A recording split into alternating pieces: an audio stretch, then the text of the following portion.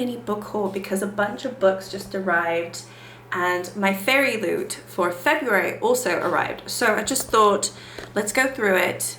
Why not? I did decide to do an order on Amazon last week, and it does take a little bit of time because I have to order from the UK Amazon and I don't live in the UK, so it can take a little bit of time, but they actually all arrived today, which I wasn't expecting. This is not all books. I did order something else as well, but I'm not sure where it is amongst them. And then also the fairy loot, where I do get the adult book and I also get the young adult. So obviously I just spoke about fairy loot because I'm reading The Scarlet Alchemist, so it was a bit strange. But anyway, let's just open this really quickly. I did just cut some potatoes because I'm trying to get the dinner sorted and also have my son back from nursery, so I'm just listening out. He's watching TV.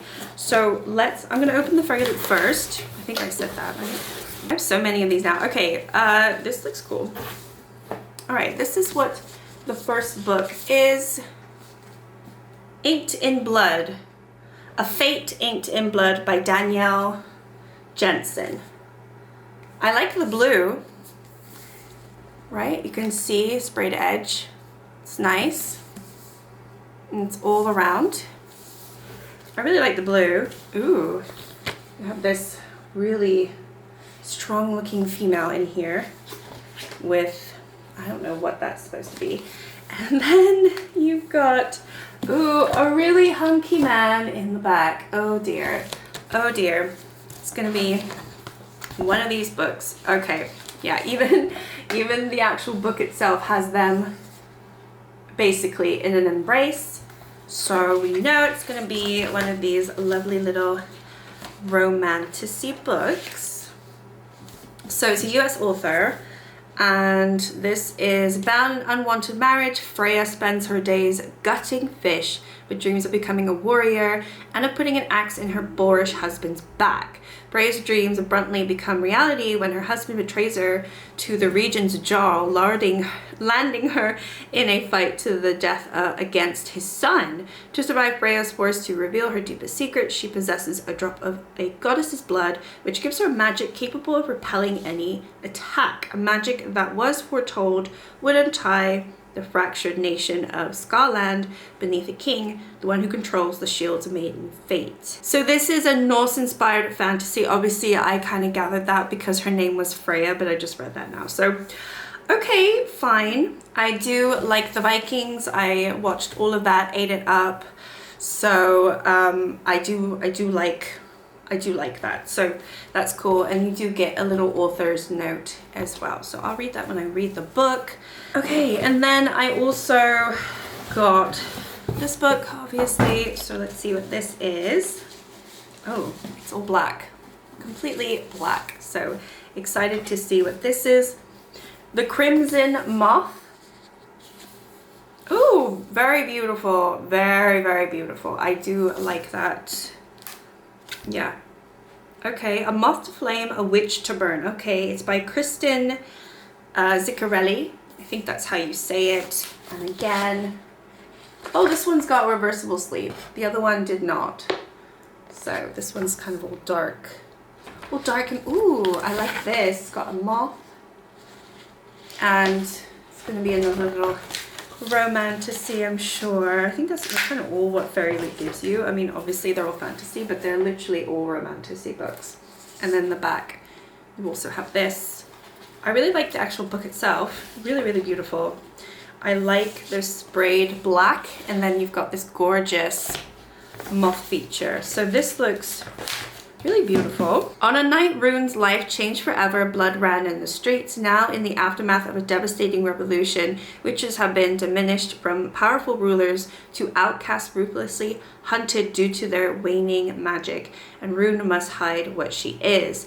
Spending her days pretending to be nothing more than a vapid young socialite, Rune spends her nights as the Crimson Moth, a witch vigilante who rescues her kind from being purged. Okay, it's book 1 in the Crimson Moth duology. Okay, so there's another book. All right, cool. Looks cool. Looks good. I don't really see an author's note unless it's still, no, I don't. Oh, it is. It's in the book. Here we go. It's actually in the book. and signed. So I'll read that when I read. I've already done this idea on my channel. It was actually one of the first videos that I did, and it was rereading 5-star books from my past. Now I posted the original video on my other book channel, but I didn't realize that I could link this one to my last, I didn't link my accounts properly, so I ended up reposting it, but it is on this channel. Regardless, it doesn't really matter. So I did end up ordering, I think, one book that I've already read, or maybe a few. I don't remember what I ordered, but I know that this one in particular is a used book because it came separately. It's not from Amazon. The rest of these are all from Amazon packaging. And I don't know if I'm gonna like this one. It was a romance, and I remember reading it back in the day. Oh, it's signed by the author? What? Oh, look at that. Oh, wow. Okay, so it is Mr. Maybe by Jane Green. Not like I don't know if this was a bestseller or not, but I read this more than 10 years ago now, and I did, this is a used copy, but I just checked and it is signed by the author, which is kind of cool. So you can see I do have a little signature of the author. Cool. I keep smacking my face with these books. Anyway, so this is just like a temporary romance, and it might be super cringe because obviously it is an older book, so I don't know if it's going to age well or anything, but I do remember liking the book and liking the story. And it's just about a 27-year-old girl who, she's just trying to find Mr. Maybe. And I remember her dating two men, or being interested in two men. One's like almost perfect, and the other one's a little bit rough around the edges, and it's about like figuring out who's better for her. So I remember really enjoying this book, so I wanted to get it, and I am going to read it for that vlog where I try to reread some 5-star books just to see if I still like them. So I'm going to go into this one. This is quite heavy. This might have something else other than books. Okay, no, it's just got books. Okay, cool. So we got 2 books in here. Okay, I'm excited. Okay, oh, actually I did order another book that's going to be a reread. Okay, so I would say I used to be a fan of Dean Koontz, but I haven't read enough. He has so many books, and I haven't read enough to really properly say if I am or not. But back in the day, I would have said, oh yeah, I really like Dean Koontz. And I only really remember liking this book in terms of the books that I know I've read. And I think this was the first Dean Koontz book that I ever did read because it was my brother's. It didn't have the same cover, it looked completely different, and it is The Key to Midnight. I don't remember the story at all, but I remember that we had the white cover with a key, and this is completely different. So obviously they have redone it. And, you know, Dean Koontz still publishes books, but I don't want to try any of his new ones. I really wanted to like go back to something that, you know, and again, because I want to do this vlog of rereading books that I did like. Do I still like them? That's all part of it. So I did pick up The Key to Midnight. And if you don't know Dean Koontz, he's kind of like Stephen King in terms of like how many books he actually has published. He's published so many, but I don't think he has the same reputation as Stephen King in terms of him being as successful. And obviously he doesn't have like the movie adaptations or anything, but he's kind of in the same realm, and I think a lot of horror buffs and people who like horror probably don't think he is as good as Stephen King. However, personally, I have enjoyed a lot of the books that I've read from him. I just can't remember any of them. But this is one of the ones that I definitely remember that I liked, or at least the first one that I liked. And I couldn't tell you what it's about. So Joanna Rand left the US 10 years ago to sing in a Japanese nightclub. Ever since, she's been haunted by the same horrifying nightmare. Each time she awakens, she feels violated, used, and scared. The only man who can help her is Alex Hunter. 10 years ago, he saw her picture in the papers as a senator's daughter who disappeared. Now he has to bring her memories back to her, memories of a past more terrifying than they dreamed possible. So kind of pretty dark subject matter, but yeah. Anyway, so I mean, those 2 books I will be reading in a vlog. They're very different from each other, obviously.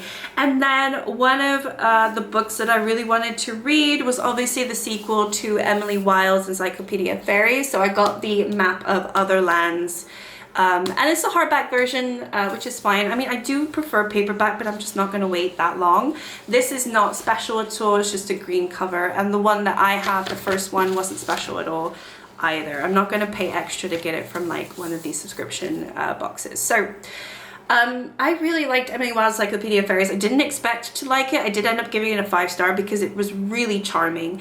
I really had low expectations, and I think that's probably why I ended up liking it so much, because I just didn't think it was for me.